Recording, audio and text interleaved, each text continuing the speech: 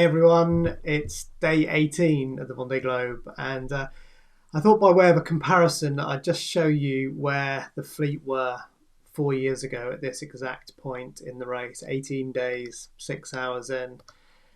There we are. Yeah, Alex was just in the lead, followed by our male Leclerc, and you can see they were actually past the line of Cape of Good Hope off South Africa.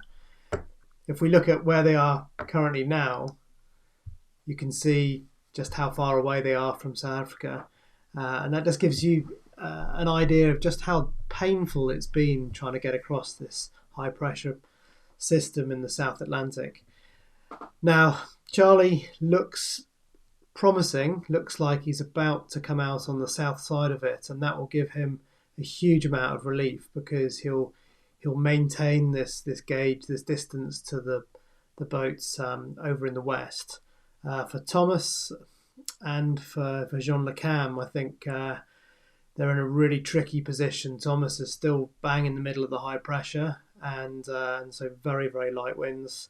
And for Jean Le Cam, he's still right at the very top. Now this high pressure is moving off quite quickly, so they will come into some breeze. But I suspect they've still got another day or so of fairly light winds ahead of them.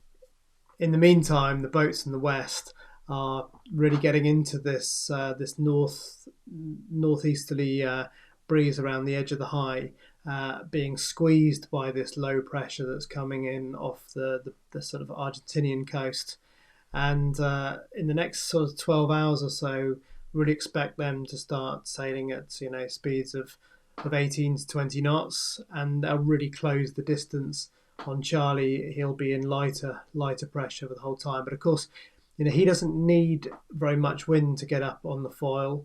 Only sort of 13 to 15 knots to really start doing some good speed. So, and he's not far from that.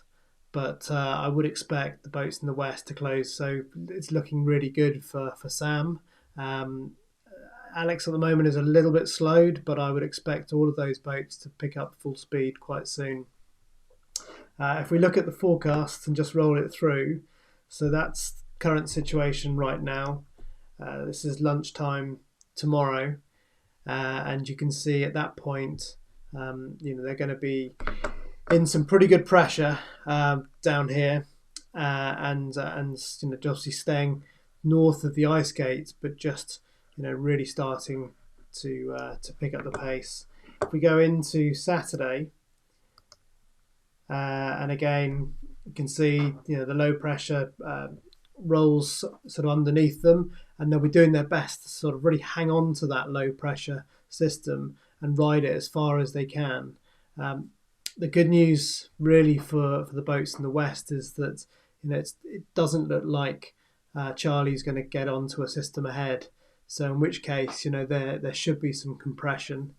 And again, if we look at Sunday and into Monday, you can see the next low pressure is lining up to come around the St. Helena High, and so I'd expect by the weekend they're going to be starting to line up around the Cape of Good Hope, and they should be fully in the roaring 40s in the westerlies, going really, really well. So we've also got another round the world race starting, which started just over 24 hours ago. And this is the Jules Verne Trophy, and it features two giant Maxi Trimarans, Maxi Edmund the Rothschild and Sodibo. They left pretty much at the same time in what is an absolute ideal forecast to do the Jules Verne. So they're trying to get a slingshot down the Atlantic, across the equator and into the South Atlantic in really, really favourable conditions. And you can see on the charts here where Ouessant is, right at the very top of France. That's where they started, a line between that and the Lizard. They crossed that line just over 24 hours ago, and they're already down at almost the latitude of the Canary Islands in that time. And these are boats that are capable of doing around 900 miles a day. In fact, the record 24-hour outright record is 900 miles in a day, and they've already been doing an average of sort of 700-800 miles. So yeah, it's a remarkable one to follow, and I'll bring you a quick update each day on how they're doing. The record currently stands at 40 days, 23 hours, and 30 minutes around the world non-stop. This is the outright fully crewed record around the world. Extraordinary speeds, and at the moment both boats are sort of up on in terms of time. They're ahead of IDEX Sport, the current record holder. And what these both boats are hoping to do is to sail all the way around the world in under 40 days, which, if they achieve that, will be absolutely mind-blowing. So that's it from me. Tomorrow we've got Mike Golding joining us, and then on Monday we've got the team manager from Linked Out, Marcus Hutchinson, joining us. Have a nice night. Cheers.